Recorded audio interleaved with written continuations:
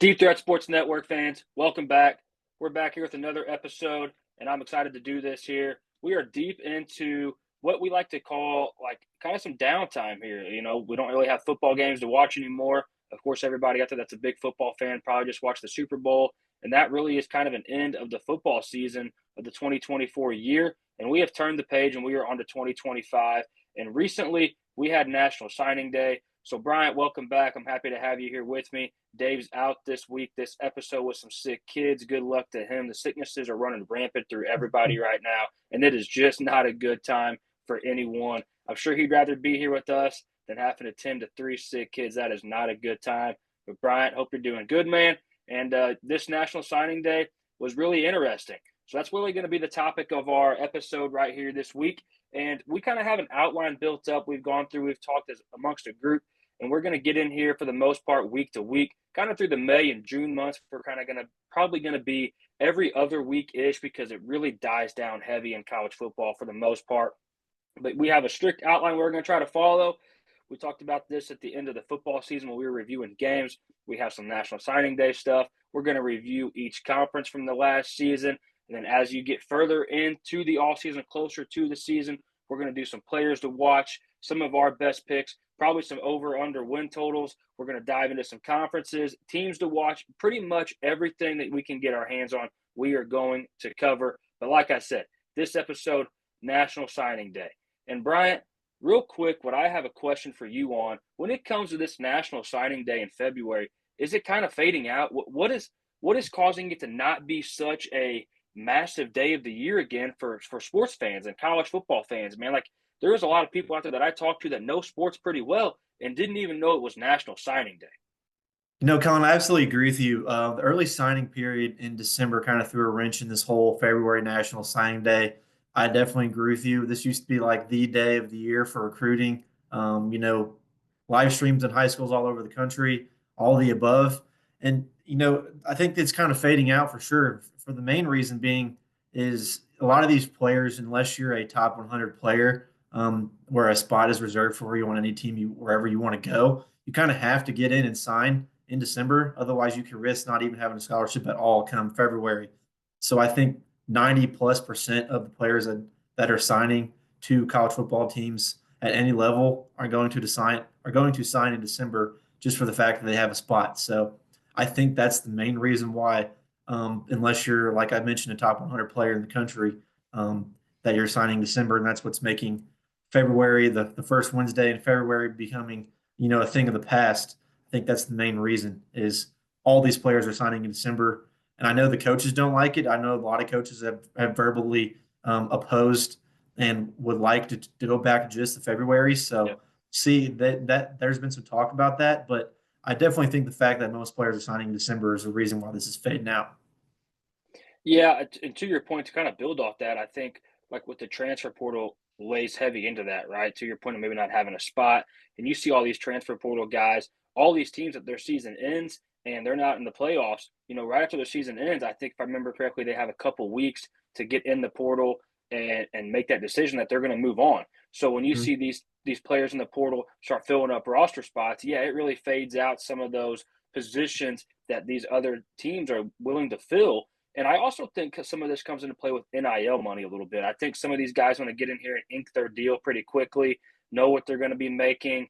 And I also think that they start bargaining on this very, very early, right? They start using, if I'm Mizzou and you're Tennessee per se, the guys are going to come to us and they're going to use us as bargaining chips. They're going to say, hey, Mizzou's offering this, Bryant. What are you willing to give me? And as soon as they kind of get where that wants to be, and these teams have more money to spend in December, it feels like almost. I think those guys want to move as quickly as possible, and maybe even for almost like an injury purpose type deal. Not really like obviously an insurance policy, but almost insurance to them that hey, I have this scholarship, and if I fall off my bike next week, like I'm not going to. Yeah, I think there's a lot of things that kind of play into it, and I do remember the days where the February signing day was so much fun, man. You tune in, you were talking about it. Like you'd have these live announcements, you'd tune in, you'd be on the edge of your seat, especially if your Yeah. team was really chasing a big player. It was so much fun.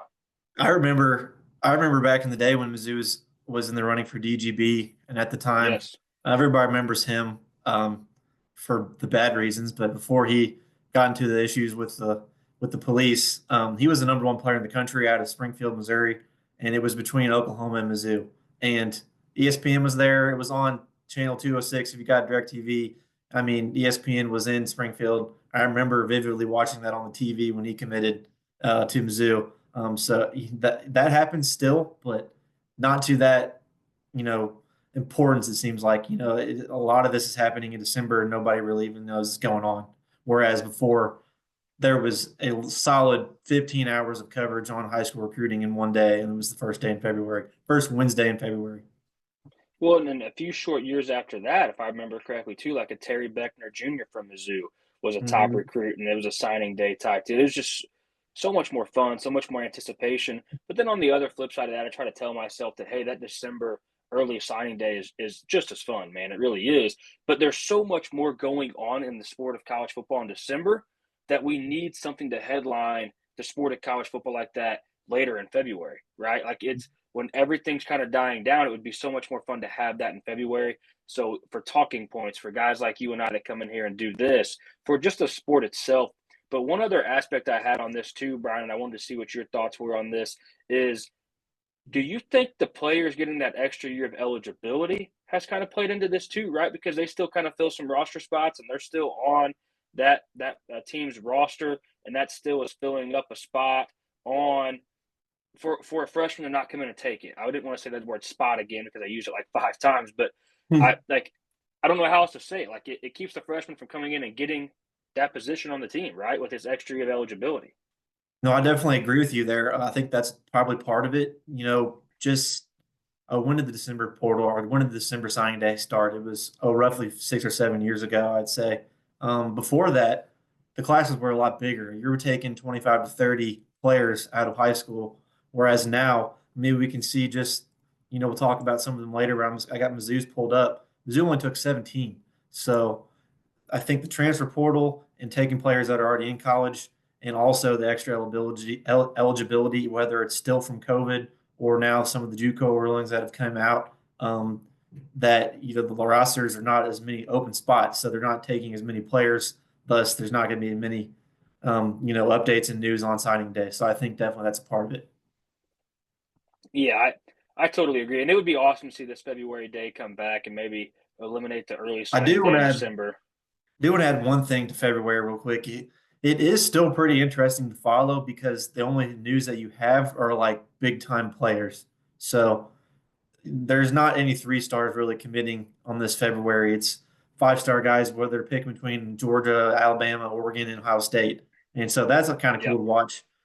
There's a lot of big time names going off the board or flipping or whatever during that Friday or February signing day still. So that makes it interesting, but doesn't have the luster as it used to. Yeah, you are more inclined to see the higher end prospects, the blue chippers coming in and committing late because once again, those 3 star guys want to make sure they got a position on a team to go fill that roster spot. So absolutely. And to kind of turn the page on that, for the rest of the way in this episode, we're going to dive into just the top 20 after National Signing Day. It's wrapped up, and these rankings are legit at this point per 247 Sports. And we're going to go over the top 20. And so we don't get repetitive, I'm not going to go and just read 1 through 20, kind of like we do in our top 25 episodes. We're just going to go line by line, team by team. Brian and I are going to give you some of our thoughts per each team and really dive into it here pretty good. So to go ahead and kick it off right away, we have Texas at number 1. Bryant, what are you kind of seeing with Texas being the number 1 ranked team per 247 Sports? And once again, this is not including the transfer portal. This is just incoming freshmen for the 2025 class in college football. Texas number 1. Bryant, tell me what you see. I definitely think this has to do with, I mean, Texas recruited very well when they were in the Big 12. So them popping over to the SEC definitely, I believe, has helped them. But when you get 4 of the top 25 players in the nation, that's going to vault you to 1 or 2 instantly, no matter who those guys are and how good or bad they may be. They have 5 stars total, 14 4 stars, which is crazy. Headlined here by Jonah Williams, safety, 6'3", 203 pounds. That's a massive freshman coming into the safety position. He might play, pretty early in college football. And Jahdae Barron, is he going to Is he on the draft? Yeah, I think he's done. I believe he's out. So Jonah Williams could fill right in, honestly, at that size, this highly recruited. And they got talent in every position coming in. So it's impressive. Two top 10 receivers in Khalil Lockett and Jamie French. So, a number one class is definitely something to hang your hat on. And when you get four of the top 25 players in the country, um, that's insane. That doesn't really happen very much. That's next level recruiting, and I think a lot of that chalks up to joining the SEC. Because to your point, they recruited very, very well in there in the Big 12, and making this move and the level they've competed at the last 2 seasons, making playoff pushes. And Steve Sarkisian is a great coach. A lot of these guys want to play for him. Also, with this Texas team, they lost a lot, Bryant. There's a lot of players, especially on the defensive side of the ball. Obviously, Quinn Ewers is out, Arch Manning in. I think that's very enticing to a lot of these young guys because the Arch Manning publicity and the Arch Manning coverage is going to be, excuse me, week in and week out. And I think a lot of these guys know you go to a name brand like Texas with a name brand guy like Arch Manning, you are going to be all over TV. They're going to be more inclined to ink and deals with you out there for NIL purposes. And I think for me, I talked about Jonah Williams. That is a massive incoming freshman at the safety position. That's a massive safety at college level already. 6'3", 203 pounds. And I would imagine they probably bulk him up 10, 15 more pounds. That's going to be a big guy flying around in the defensive secondary, making big time plays. And I think the most impressive guy for me that comes off their recruiting list, I've watched a lot of film on this guy, is Justice Terry on the defensive line, 6'5", 290. This guy is an absolute freak athlete. He is like one of one when you watch this guy tear up the interior offensive line. So really, really nice class for Texas, Bryant. Colin, where do they find these guys? They're I They don't know, didn't, man. they I didn't, we don't didn't know. play people like this in high school in Southeast Missouri. No, hey, we did not, man. I remember, and this was a little bit before my time. Like I remember big guys like Coney Ely coming through, Yeah. and like that was one of your biggest guys. And my alma mater, high school, Connor Tollison playing at Mizzou now. Obviously, that was a very big freshman incoming. I mean, I mean, they're just even like built different. even like Zeke and out of St. Louis. I mean, he was obviously a very good player, and everybody's seen what he's done, but he wasn't that big in high school. Brian, I can promise you there was no 6'3", 203-pound safety rolling around on any football No, teams that were around that in the area. that guy's playing left tackle at my high school. Yeah, honestly, yes, he was. He truly was, man. 6'3", 203 safety. I just remember when I pulled up his recruiting profile, I was absolutely mind boggled as to Hmm. how big he was at the safety position and how fast he still is. That is a built different, truly just a freak athlete, man. Absolute Absolutely. freak athlete. That's huge. And like you said too, you mentioned Khalil Lockett and Jamie French. I've watched a lot of film on those guys too. Those guys can fly. Those guys are difference makers. Those guys can plug right in. They lost a lot of receivers, Texas did. And obviously Ryan Wingo will still be there, a young receiver. Speaking of the St. Louis area, out of St. Louis, and played at SLU High School. The guy was a Mhm. difference maker. I thought there was times where he was the best receiver on that team this season, like with the ball in his hands. Right? I mean, he was pretty raw, but when he got out in space, and he was a gazelle out there running, dude. It was impressive stuff. And you combine Khalil Lockett, Jamie French, these top receivers with him, and Arch Manning is piecing together a nice little squad moving forward in the next couple seasons. Absolutely. And then also, I want to add one more thing on Texas is they seem to develop and play freshmen very well, and they ended up Yeah, contributing at high level. You look at last season on the defensive side, we just talked about the offensive side of Texas. Colin Simmons is one of the best defensive ends in college football, and he was a true freshman. So he's going to be back. The guys can build after him. And, bringing in the youth, he'll understand how to play as a true freshman. So Texas is on the up and up. Like I mentioned, they've recruited well for a long time, but this is a cement. This is a build cornerstone type class for the yeah. future in the SEC. Yeah, it really catapults them within the next couple years to truly, truly compete plus win for the national championship, right? Not just Absolutely. go there and get beat. So really impressive stuff. Number two, this is kind of no surprise for anybody out there. They're always up in the top three range, Georgia. And something that I noticed with Georgia, Bryant, that I can't say it stood out to me, but it stood out to me because it happens so often and how they just continue to do it. Four of their top five players are in the trenches. This is a typical Georgia move. This is just what Kirby Smart and this Georgia team does. They build in the trenches and they build out around the trenches.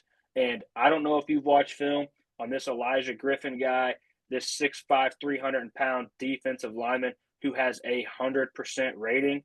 That guy is a problem for all involved. I would imagine that he will probably get quite a bit of playing time as a freshman for this Georgia Bulldogs program. This guy might come in and be a top 3 player on that defense right away. Oh, absolutely. 6'5", 300 pounds. You don't see a 100-star rating on 247 very much at all. And he's not even number one player in the nation. So that says something there. I agree with you. I think he's going to immediately come in and play. They also have lost some players, but everybody in college football has. So a lot of these guys, I think, have a chance to immediately step in and see roles, whether it's for sure on special teams and offense and defense as well. You know what's crazy too, Brian? I'm going to read their ratings here to you real quick. So Georgia's first player on their top rated player, I should say, Elijah Griffin, 100 overall, defensive lineman. Number 2 is a 98 overall ranked Isaiah Gibson at 6'3", 270, edge rusher. Okay, combine those two coming out together, that's a problem for anybody. And then we're going to sprinkle the other side of the ball real quick on the trenches with a 98 overall, 6'7", 370-pound offensive tackle in Juan Gaston.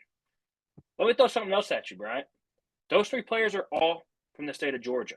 The next The player next one is too. from the state of Georgia, and Zayden Walker, a 6'2", 225-pound linebacker with a 98 rating.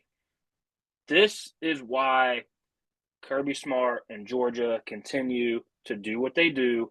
They keep the best of the talent in state at home, and Georgia is mass producing in waves freak athletes to come in here and be big time players in college football.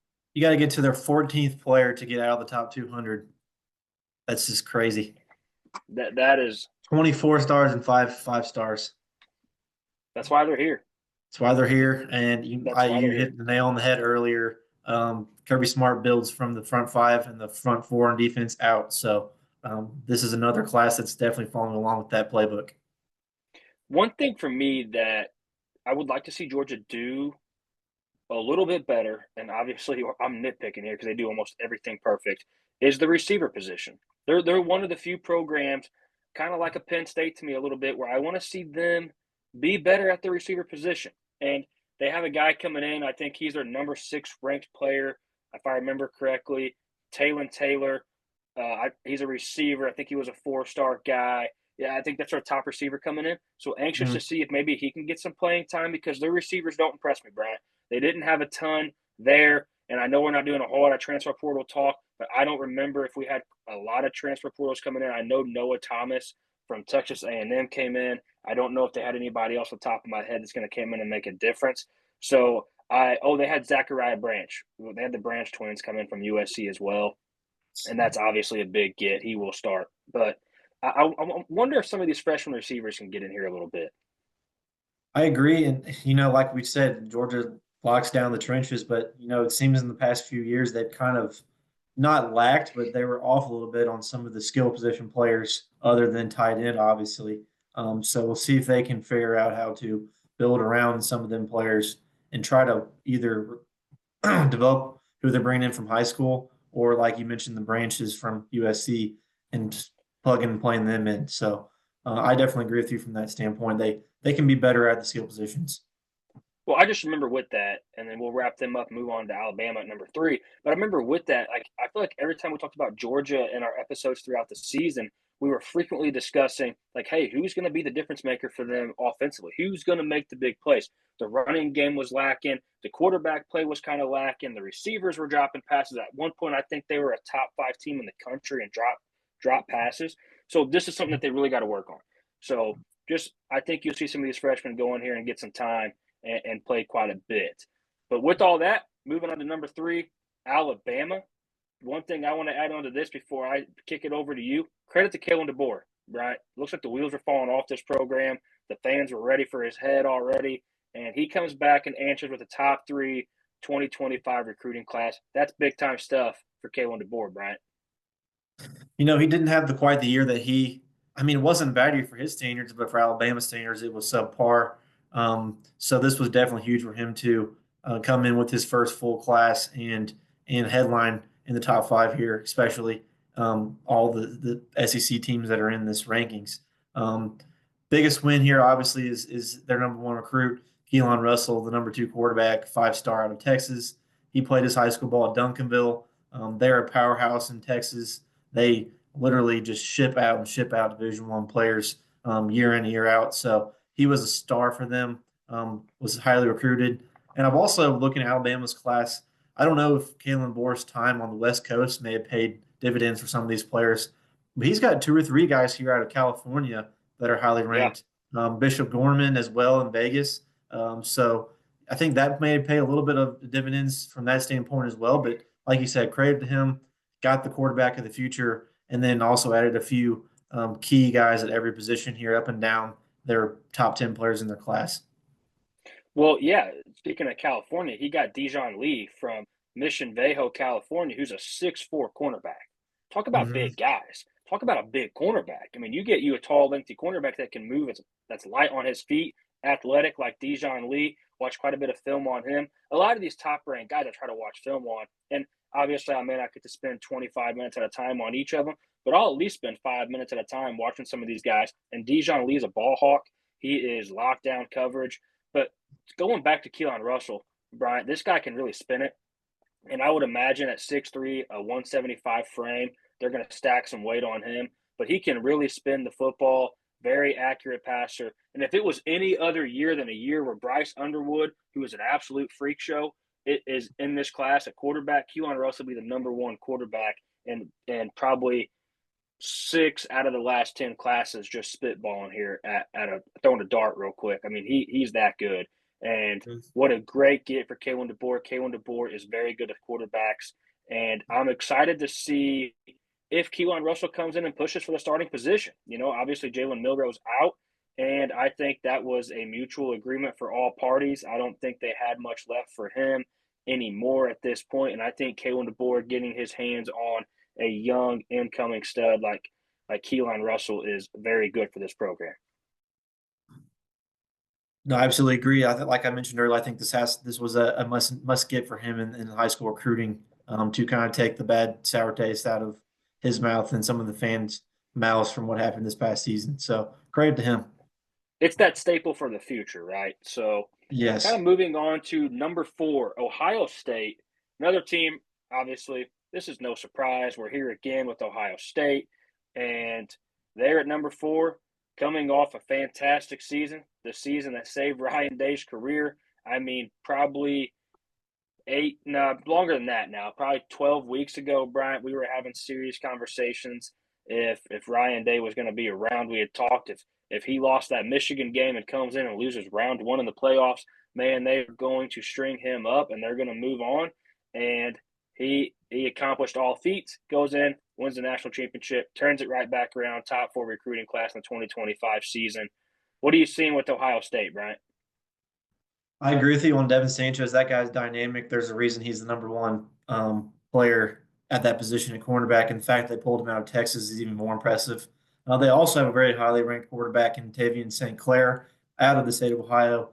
He's pretty much been a lock to Ohio State, it seems like, for a while when he started getting recruited highly in sophomore and junior seasons. He's a That's a number big four boy. player. Yeah, 6'4", 225. He's a Cardale Jones type quarterback, if you remember him from Ohio State, the quarterbacks of the past.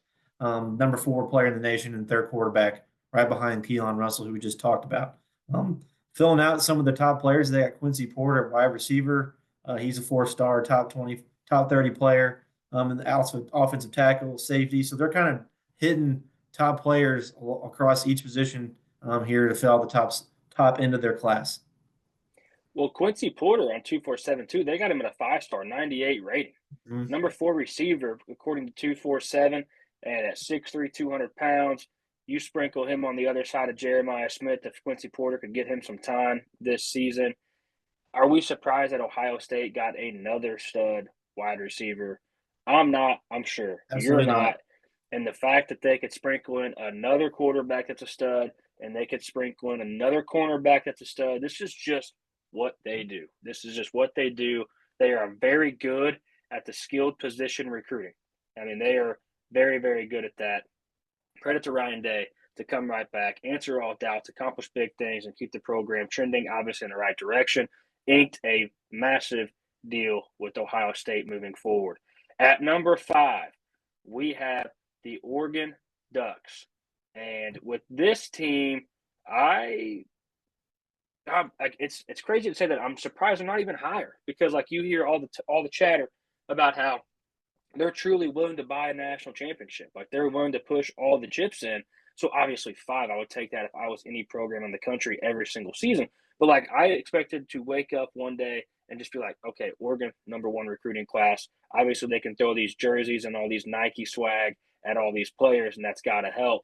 So Bryant, with this Oregon Ducks team, what kind of stood out to you the most? Because I'll be honest with me, there wasn't really a player that I looked at besides DeCorian Moore and Mhm. Naeem Oford, who I think at this point aren't technically enrolled. I think they just have a signed letter of intent. I don't know if they're on campus yet. But outside of those 2 guys, and those are 2 great guys to build around, did you see much that just really jumped out at the table at you, jumped out at the film at you?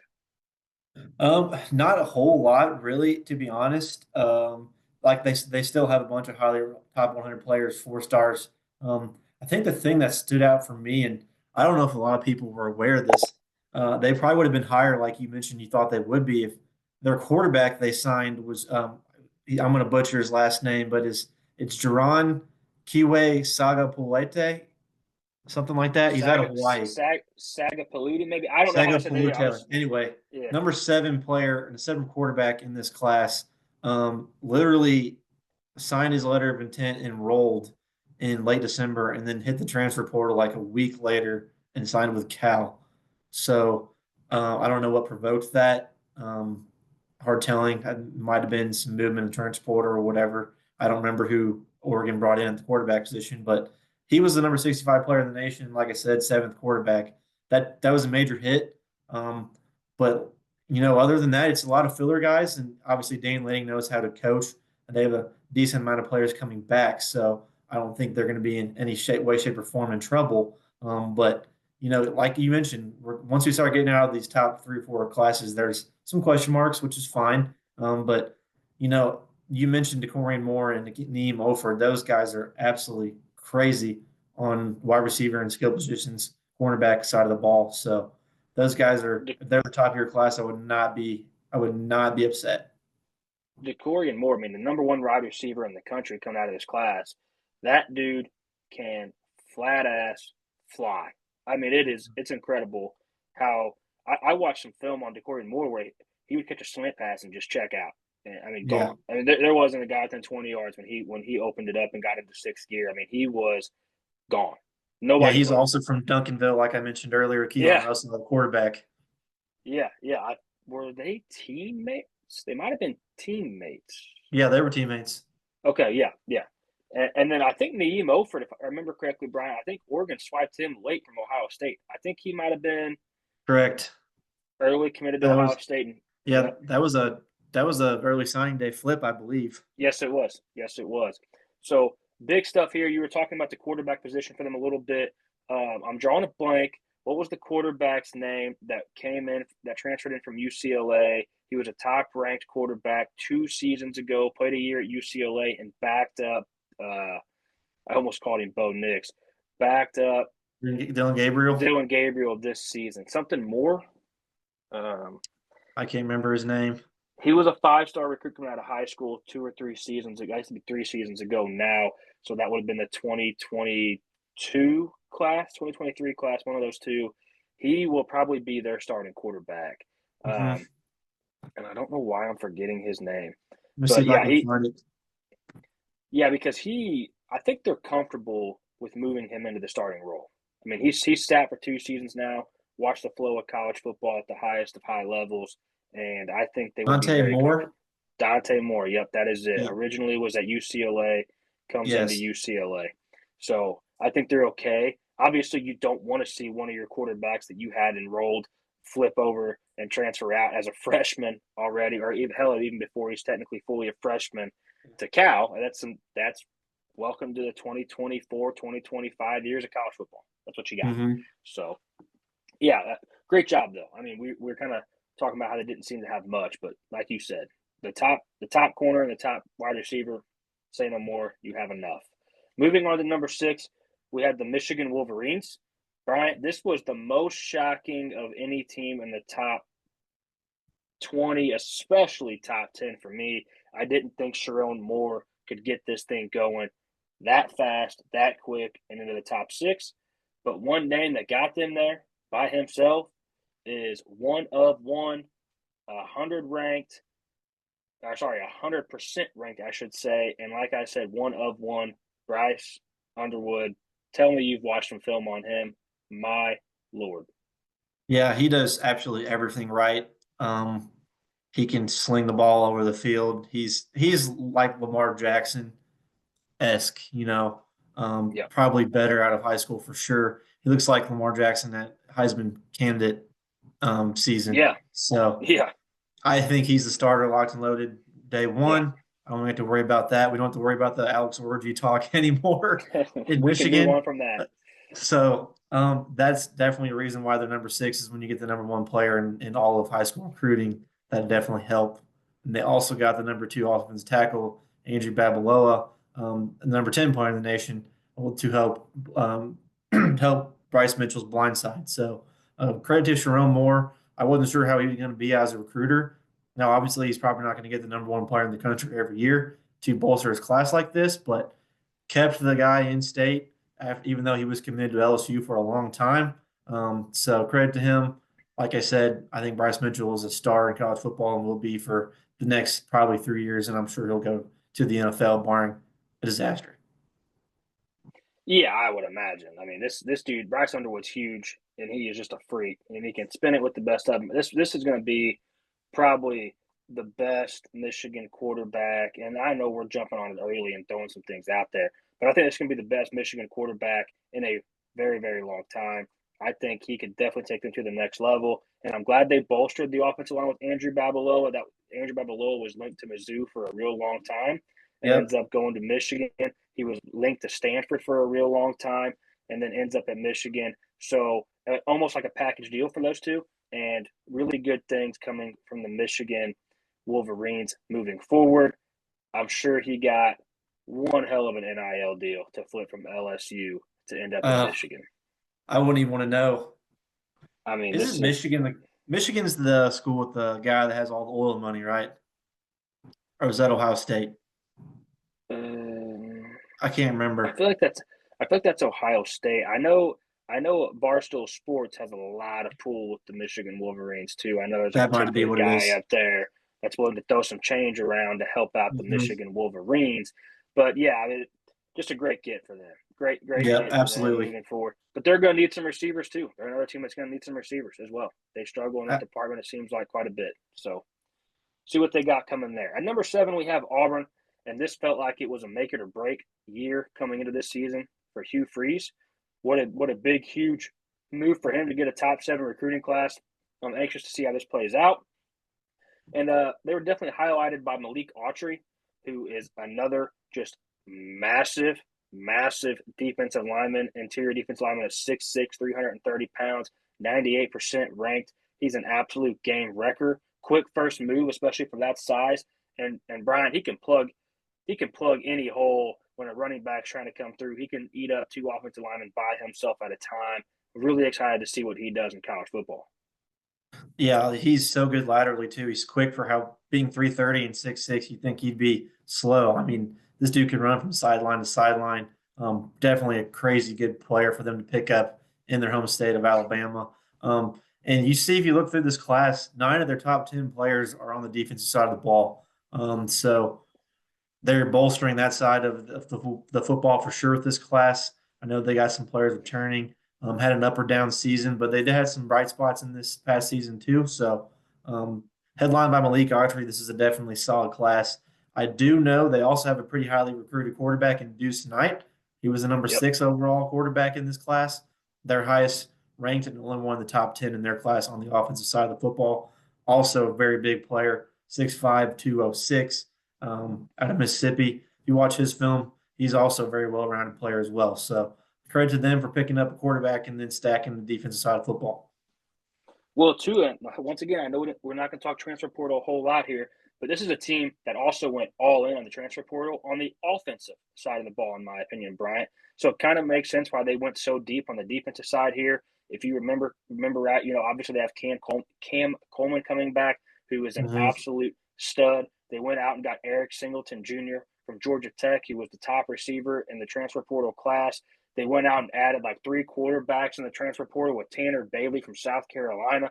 They went out and added Jackson Arnold from Oklahoma. Went out and got Ashton Daniels from Stanford. And then they sprinkle in Deuce Knight. They have option after option after option after option at the quarterback position. Stud wide receivers, bolster the defense side of the ball. Auburn, I think, as long as Hugh Freeze doesn't screw this up on the coaching side of things, he did a fantastic job piecing together one of the best rosters in the SEC coming into the 2025 season. I definitely think you'll see them shoot up early season prediction boards, and I think they're going to play much better in 2025 than they did last season. And Hugh Freeze has always been a great recruiter. I mean, he had great players when he was Liberty's head coach, and Yes, then this is back what in he the old does. day, Ole Miss days too. So um, Hugh Freeze got that program on the up and up after the kind of outfall after Gus Malzahn left. This is just what Hugh Freeze does, man. He's a recruiter, he's a bullshitter, he's a talker, Got and to got to stay off the burner phones. yeah, he's hey man, as long as he can just focus on football, he'll be just fine. But this is a prove it year for him. Speaking of prove it years, we got another coach, Billy Napier. They brought him back for another season. I think a lot of that had to do with what the production was that he was getting towards the end of the season, especially at the quarterback position. And he brings in, 2 of the top 10 receivers in this class. So really, really good stuff for him. What do you kind of see with this Florida program, Brian, on this recruiting trail? I think Billy Napier need. Hopefully, he got DJ Lagway a massive Christmas present because I really truly believe that he saved his coach's ass from getting fired personally. Yes, If he DJ did. Lagway did not play up to par and did not stack a few wins that they probably shouldn't have won, then we'd be talking about a new coach and probably a not top 20 class for the University of Florida. But credit to him. This was another must have, I believe, like a few of these other teams we've talked about. 2 of the top 10 receivers, or 2 of the top 5 receivers in Vernell Brown III and Dallas Wilson. Very good receivers. Those guys can play any position, whether it's outside or the slot. So big players, 6'3", 195 for Dallas Wilson, Yeah. and Vernell Brown's set 6', 170. They got the height, may not have as much of the beef as some of the wide receivers at the higher end ranked in this class, but when you can cement and supply DJ Lagway with 2 highly recruited receivers like that, that's going to bode well for him. Yeah, absolutely. And sticking right here in the SEC, this is pretty frequent to be talking about these SEC teams sprinkled in through this top 20. Texas A&M, first year coach last year at Texas A&M, Mike Elko, getting it done quick at A&M. His first year there on the recruiting trail, first full season, I guess you should say, first full cycle. Fantastic job by him. Goes in and flips. I can't really say flips, but gets. I guess he did flip him. Lamont Rogers, 5-star offensive lineman who had a lot of connections, a lot of serious conversation with the University of Missouri. Very familiar with this Lamont Rogers guy and what he had to offer. He was an absolute stud. He was a 4-star most of the time, gets bumped up to a 5-star. Mike Elko snatches him up. And they also add the number 3 wide receiver and the number 2 or 3 tight end. Great job getting some talent to sprinkle around their quarterback position here. This is another team that I feel like needs difference makers at the skill positions, Bryant. Yeah, this is kind of the opposite of Auburn. A lot of their higher end recruited players were on the offensive side of the football, like you mentioned with Ahmad Rogers and some of the others here. Jerome Miles, the number 3 recruit at the wide receiver position. That guy can absolutely play. So Mike Oka was also a great recruiter even before his days at A&M at Duke. So brings it into here. I don't think this was a must-have as some of the other SEC coaches, No. but Texas A&M always gets recruits no matter how bad they play. So let's see if they can develop and push these guys to the highest of their potential. Texas A&M's got that money. They've got that They money. got They're not that afraid to money, spend it. Number not at 10, all. no, they're not. At number 10, we have LSU. Speaking of prove it years, I think this is a very big prove it year for Brian Kelly. And the most notable thing for this LSU recruiting class is the fact that they lost Bryce Underwood. They had Bryce Underwood wrapped up for the longest time, and he splits, goes to Michigan. We talked about him earlier. And my Lord, that'll decimate you as a coach. That'll break it down because he was a true difference maker, like we said earlier. So losing him was huge. I think the best player that I looked through, and obviously he is their highest ranked, is DJ Pickett, 6'4", 180-pound cornerback. Once again, 6'4" cornerback, man, that's got some length to him. And anytime you can get a 6'4" cornerback that can play at that level is very, very good for your program. Yeah, absolutely. That guy, I've watched some film on him. He just seems like he's a massive ball hawk, and he's got some speed both up and down the field and across the field as well. So that was a great player to keep on board. But I definitely agree with you. This LSU team would have been number one in the rankings if they kept Bryce Underwood. But whether it was NIL or just a better relationship with Michigan team that prevailed, we probably never know. But I could probably make a good guess. But credit to Brian Kelly for keeping this LSU Tigers recruiting class in the top 10. Especially, like we said, after losing him and you still see in the top 10, you're doing something right. Mm-hmm. Moving on to number 11, another SEC program. We have Tennessee.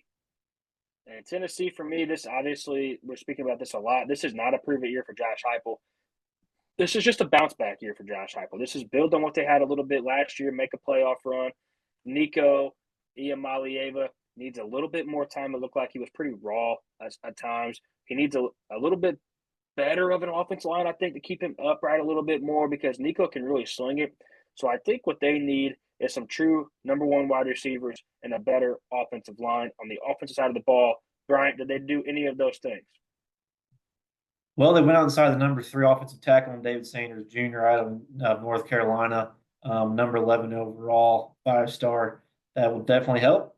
As far as the skill position players, they got a couple 4-stars in here that could be decent players in Travis Smith and Rodarius Jackson, but they're not overly like top high end recruits. So they did pick up a tight end in Deshaun Brown out of Kansas. I remember that name. I know Mizzou was recruiting him a little bit early on. Ended up going with the Vols. So they got some weapons there. Is Dalvin Sampson coming back, or is he done? I think he's done.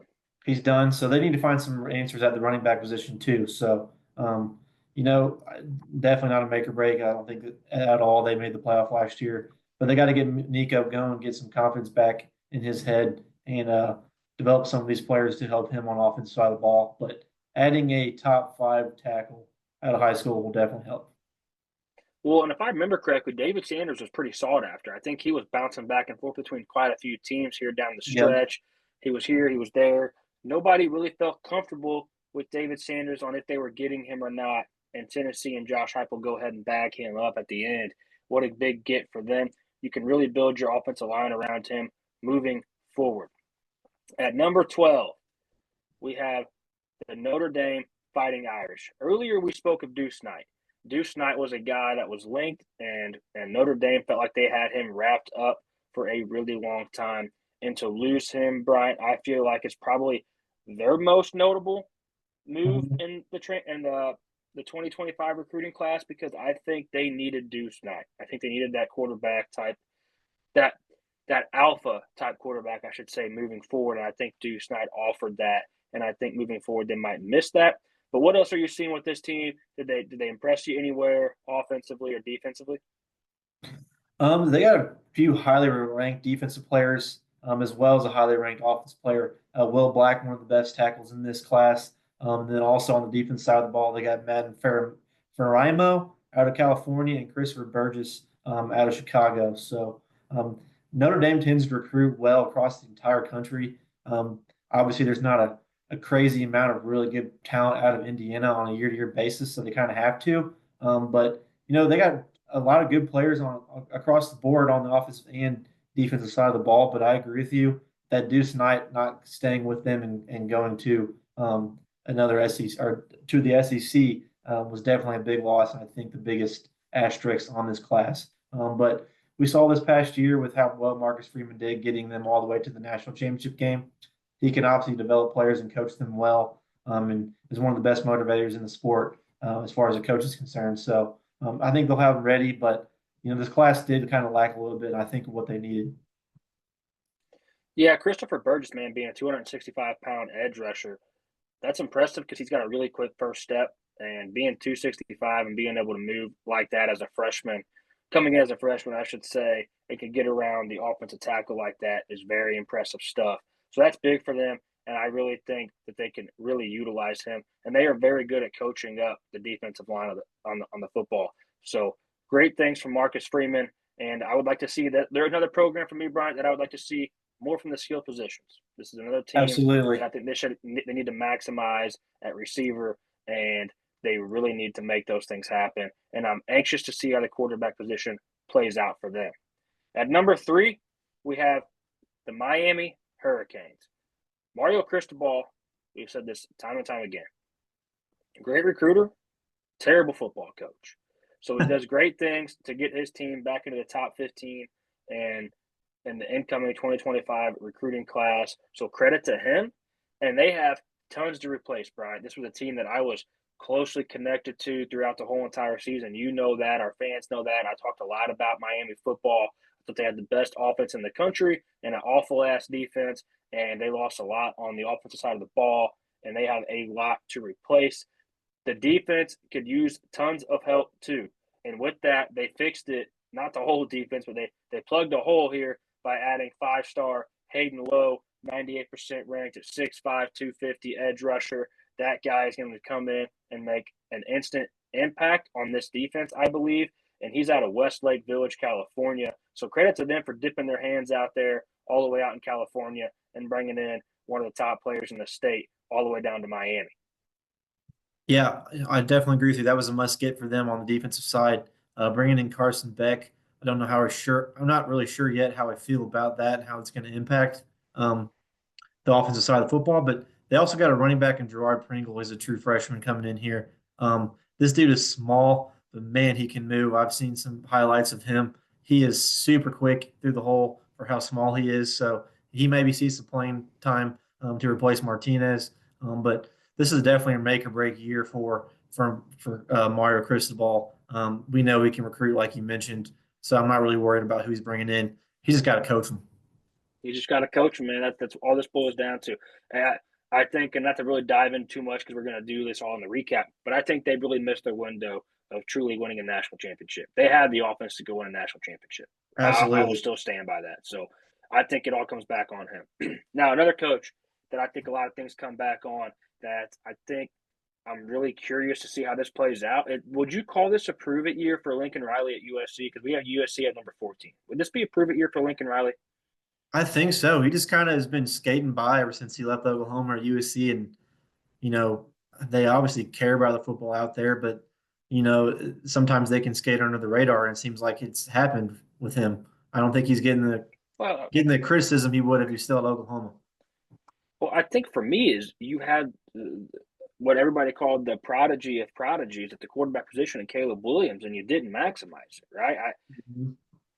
I just think for me that this is a prove it year for Lincoln Riley, and I don't know how much more this USC program is willing to keep spending the money that they're spending on Lincoln Riley to be average. But one thing that I do know is he is good at quarterbacks, and he goes in and Mhm. gets the number 4 quarterback in the class in Husan Longstreet.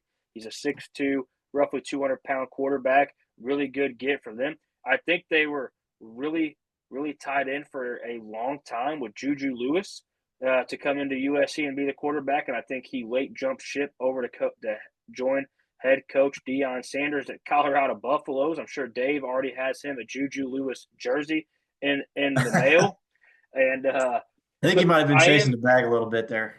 without a doubt, and Colorado had to do something right. There's a reason that on this top 20 list they didn't have anybody headlining that class, so getting him was the headline of their class. Won't spend a whole lot of time on them because they're not in the top 20. I don't think they're in the top 25 or top 30, if I remember correctly. But Houston Longstreet is a guy, again, who you find it very often here with these top-ranked quarterbacks can spin it. I think I do have more questions for Houston Longstreet, and obviously this is why he's ranked number 4 behind Underwood and Keelan Russell. I have a few more questions for Husan Longstreet than I do those guys. So I'm anxious to see how that kind of plays out for him. But if anybody can maximize potential at the quarterback position, it really is Lincoln Riley, Bryant. What else are you seeing with this class? Is there anybody else that stuck out to you other than Husan? Not a whole lot. They've got a lot of solid players on the trenches, similar to kind of how Georgia did.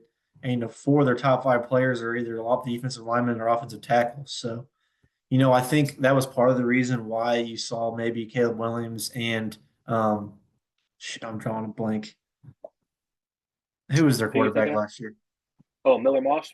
Miller Moss. Jeez, I couldn't remember his name. Anyway, their offensive lines were not holding up to the pass rush as well. Yeah. You saw Caleb Williams running all over the place, and I think that may have diminished his potential a little bit. So maybe you see here with some of these highly ranked offensive tackles they're bringing on, that Lincoln Riley's saying, "Yeah, I can develop the quarterback, but I need to keep it on his feet at the same time." So definitely think that was part of the reason why you have some highly ranked trench guys here in this class.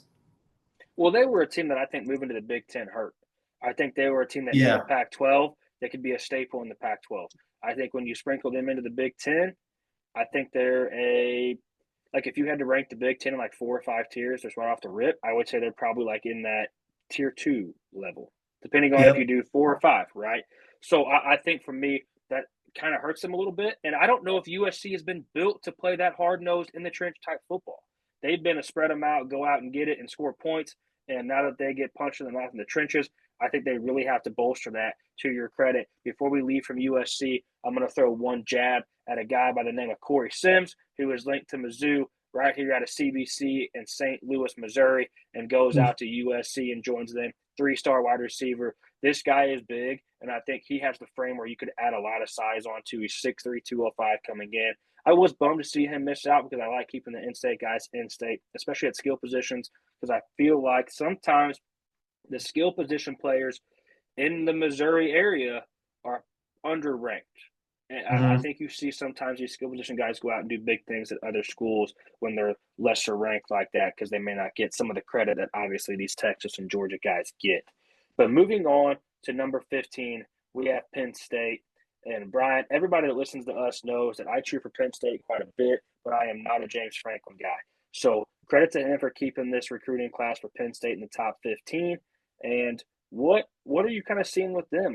They were chasing Matt Zowers, who comes to Mizzou, the best Mm-hmm. quarterback in the state of Pennsylvania. They were chasing him pretty hot and heavy, and James Franklin seemed to miss out on him. So what are you kind of seeing with this Penn State program on the recruiting trail here? Obviously, their best players cemented by Malachi Goodman. Top five interior offensive line. I believe he played guard in high school. So Yeah, that is big boy. 6'3", 320. That is some beef right there. And they're but to your mention, I think he kind of lost some of the higher end um, skill position players here. Their best skill position recruit is a tight end. Yeah, he's top 50 in the country and the third position, 6'5", 215, Andrew Olesh. But you'd like to see some higher end receivers go. And we talked about this and then last season. They just don't really. They're not really a landing spot for high end wide receiver and running back type. Not definitely running back, but wide receiver type players. So that doesn't surprise me. But James Franklin has also been a really good recruiter for a long time. So he's just got to stay afloat and do what he did in the playoffs and not make dumb decisions like um, we see like the Crystal Balls do. Yeah, he's just it's hard for me to give James Franklin credit when it comes to the actual coaching. Obviously, he did great things getting his team to the Final Four, so he knows what he's doing. But once again, it comes back to can you get better production out of Drew Aller? Can you get him some receiver to throw the ball to? Let's not forget Harrison Wallace leaves Penn State, so you lose your top receiver. I don't know how I'm drawing a blank on there. Tyler Warren. I was drawing a blank for a second. Tyler Warren's Mm. going to the draft, so you did keep Nick Singleton. You did keep Katron Allen, so credit to that. But what are we going to do again, Brian? Are we going to throw the ball to the next tight end who was a stud? I'm drawing a blank on his name that played behind Tyler Warren, who would have been a starter at most any other college in the country. But once again, we look at the recruiting class right here, and you don't really do much. You sign a 6 foot, 200-pound 4-star receiver named Matthew Oaten, which he is very, very good. But is he going to come in right away and have to be your best receiver moving into this 2025 season?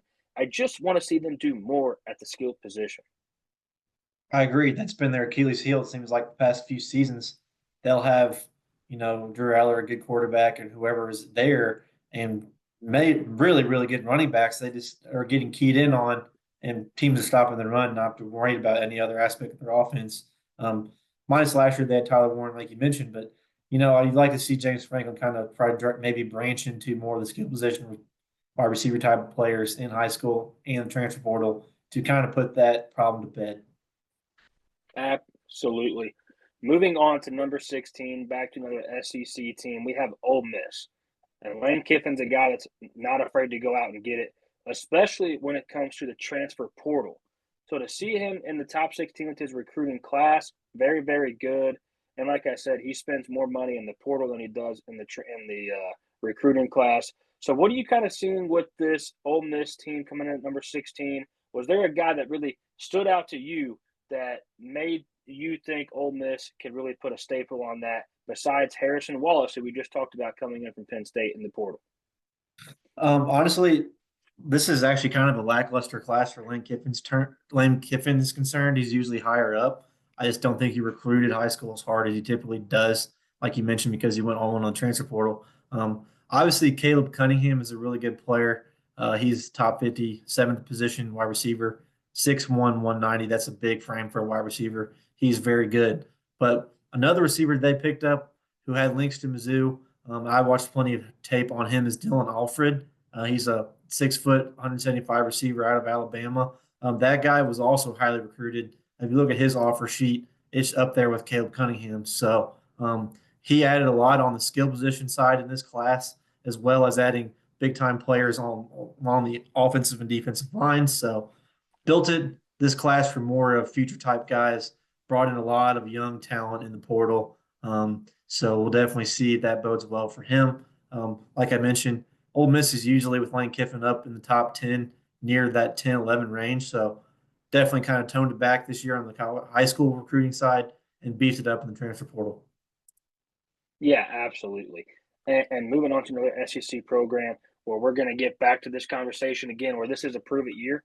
And credit to him to get his class in the top 20. I feel like Oklahoma is always in the top 20. And at number 17, we do have Oklahoma. Brent Venables has to figure it out this season. Otherwise, I think this could be the end of the rope for Brent Venables as the head coach of the Oklahoma Sooners. And I think he had a good start to this by signing the number one ranked offensive tackle in Michael Fasusi. This guy was linked to tons and tons of schools, and Oklahoma does enough to bring him in. 98% ranked, 6'5", 300 pounds. This was a huge, huge get for him, and this was an absolute must at this point, I think, because if you get past him, there wasn't a whole lot popping on this class that stood out to me. So Michael Fasusi headlines this thing. Credit to him for that. Yeah, number one tackle, and then their second best player is top 15 tackle, both top 75 players in the country. Michael Fasusi, I know quite a bit about him. He also officially visited Mizzou, so I kind of was paying attention to him as well. But big get for Brent Venables, I definitely agree. This is probably the most got to have it now situation in the top 20 that we've talked about as far as Oklahoma. These guys have got to come in. I think Masusi probably plays right away, and you can see why they got two offensive tackles. Jackson Arnold was running for his life. The year before that, Dylan Gabriel was doing the same thing. So he sees the need of keeping his quarterback upright. So definitely a reason why he signed two offensive tackles, being their top two recruits. Yeah, they need to keep John Mateer, who transfers in from Washington State. They need to keep him on his feet, without a doubt. Absolutely. Without a doubt. And credit to them for landing, I'm drawing a blank on his name, Marvin Jones Jr. from Florida Mm-hmm. State at the defensive side of the ball, too. So those are some big names. And if he doesn't do it this season and have a good season, I would say we probably won't be talking about Brent Venables on the 2026 recruiting trail for the Oklahoma Sooners. At number 18, this is one of the teams I've hinted about it in previous episodes, kind of right there with Auburn for me. South Carolina, who I think is going to be an up and coming problem in the 2025 college football season. I think they're going to be a problem moving forward for the next couple of seasons. And South Carolina getting their name into the top 18 for the 2025 recruiting class. Bryant, this was big, big things for head coach Shane Beamer. Are you shocked? Or are you? I mean, what does this do for you seeing South Carolina right here at number 18? It kind of keeps him in the same mindset I've had with him. Shane Beamer has also been a very good recruiter for a long time, and he's shown that he can develop players as well.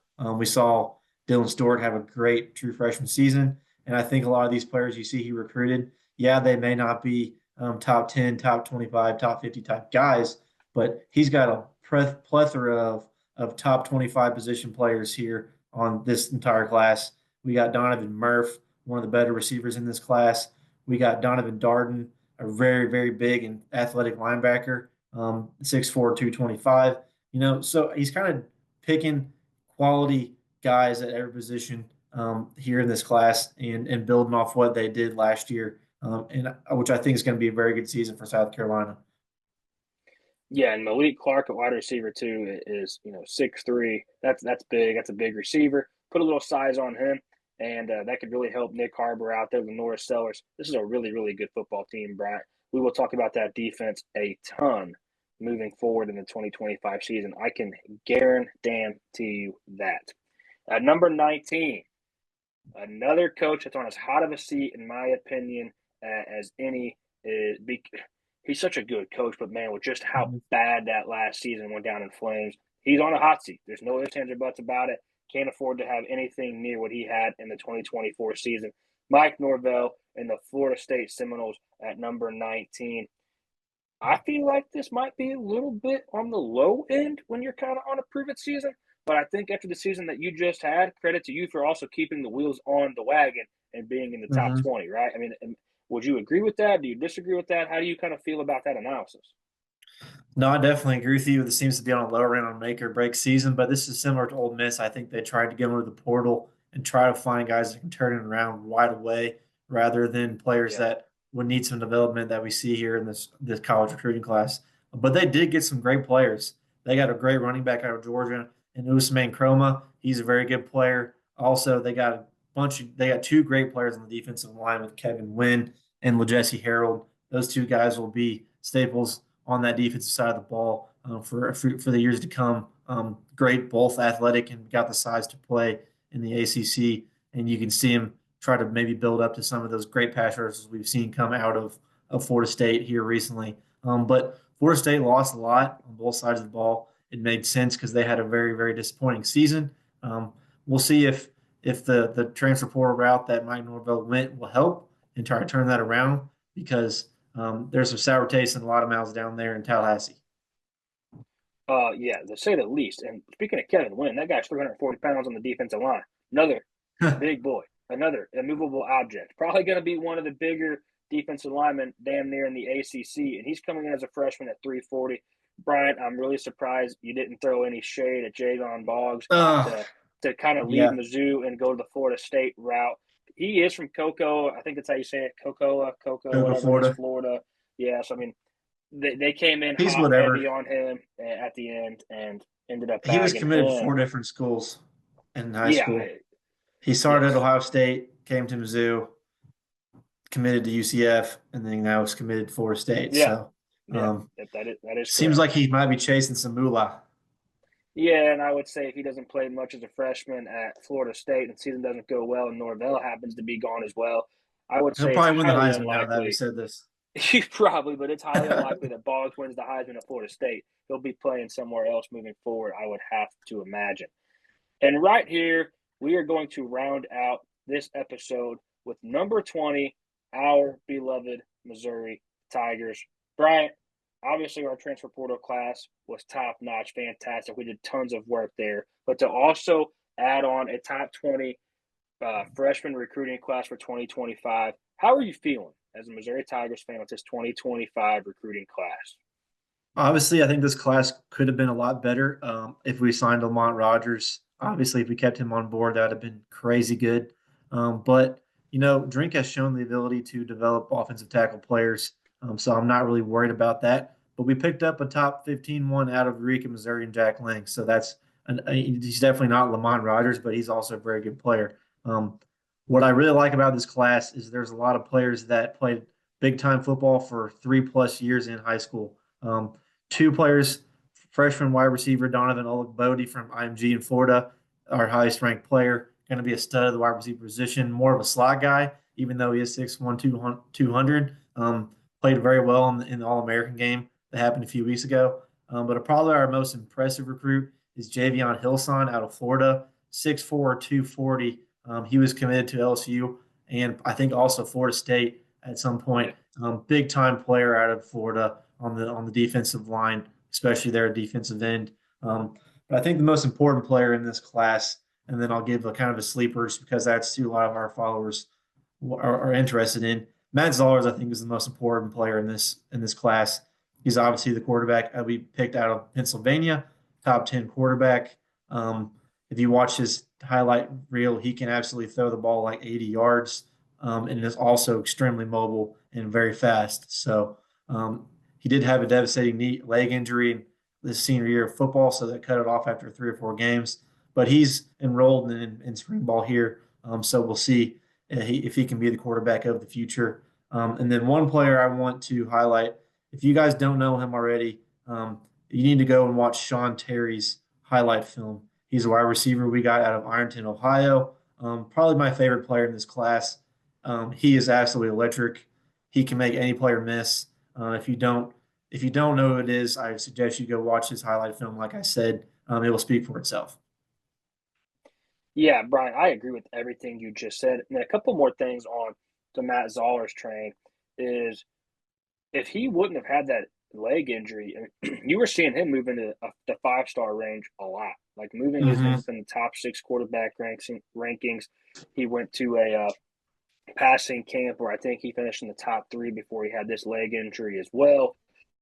And I also think he used to train with Bo Perbula, who we just had transfer in from Penn State. Those guys have worked together off Yep. and on Yep. throughout their young careers. So fantastic stuff for those guys to get to kind of come in and work together, train together, treat it as a hardcore competition and battle it out, but also learn from one another, be familiar with one another, and to really help each other out with this. I'm going to go down the list a little bit here, and I'm going to give my kind of sleeper because you touched on our top guys pretty well, and I agree with especially with the Sean Terry thing as well.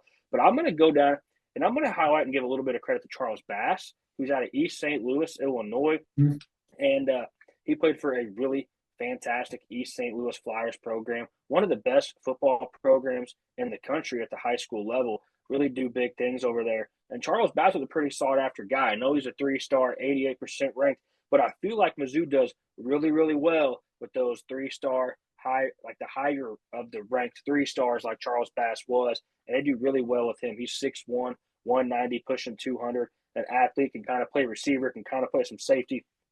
So I'm really excited to see what Charles Bass does. Watch some film on him. The guy is not afraid to put his nose in there and hit somebody He and hits knock a people. mouthpiece out. He He's loves not a to cover hit corner. people. He lays the wood. He loves to hit people, and that's what I'm about. So I'm really excited for him. And you talked about Jack Lang a little bit. That's going to be big for us. We need another staple offensive lineman like that. And I'm going to kind of close it out with this. And I know we're not doing the 2026 talk yet, but let's hope Jackson Cantwell, the number Yeah. one ranked offensive lineman in the 2026 class right here from the state of Missouri, stays with the Missouri Tigers. I saw he was narrowing his decision down, and we were in his top 5. So that would be fantastic moving forward. But Drink, yeah, he does do a pretty damn good job at recruiting for the Missouri Tigers, Brian. He's been one of the better recruiters we've had Absolutely. in quite some time. The only thing is, and this isn't a negative, but I would love to continue to see him push to recruit the state of Missouri even better. You know, there's some Missouri guys that kind of squirt out of there a little bit and go elsewhere, but I think he does, for the most part, a pretty damn good job at recruiting to the University of Missouri. And believe it or not, man, I know you know this, but for our fans out there may not, and the average college football fan probably doesn't. But Mizzou does have some NIL money, and they're not afraid to spend it. A lot of So I think moving forward, Mizzou can continue on the right path. Keep Drink around, and as long as he makes the right decisions, we are a new program, I like to call it, moving on from Brady Cook. So we're kind of anxious to see what entails for this Missouri Tigers program. You know, the Luther Burdens are gone. I mean, that was a staple of our team. Brady Cook's gone. That was a staple of our team. So really anxious to see Hey, what the new zoo has to offer. and we'll touch on this later, but Mizzou's got top 2 transfer portal class, so we'll definitely see if that'll bode as well an impact in 2025, which I definitely think it will. We'll talk that more. One thing to add, you talked about Mizzou having NIL money. Missouri is still one of the only states in the country where you can get NIL before you're even in college. As long as you sign a financial aid agreement and you're committed to the university, you can start getting NIL money. So that's another thing that's definitely helped Mizzou as well. And like you mentioned, Mizzou has some deep pockets, even though you may not think they would. There's a lot of big money around Central Missouri and both Kansas City and St. Louis that has, made Mizzou at least a factor in a lot of big time recruits where 10 years ago Yeah. they wouldn't even open the envelope that was sent in the mail. Yeah, no, absolutely, and that's spot on, man. For us to be involved in all these high ranked recruits is very, very exciting because we used to not see our names on those unless they were truly from the state of Missouri. So that is Yep. fantastic stuff. I'm excited about it. Think we win some more games this season. We're going to trend in the right direction, and I don't think we're going to go in the wrong direction per se. It's going to be a little bit tougher at first, and all the preseason polls out there. We're not going to get the love, and it's another prove it year. So I like that. I think Mizzou does better when it's a prove it type team.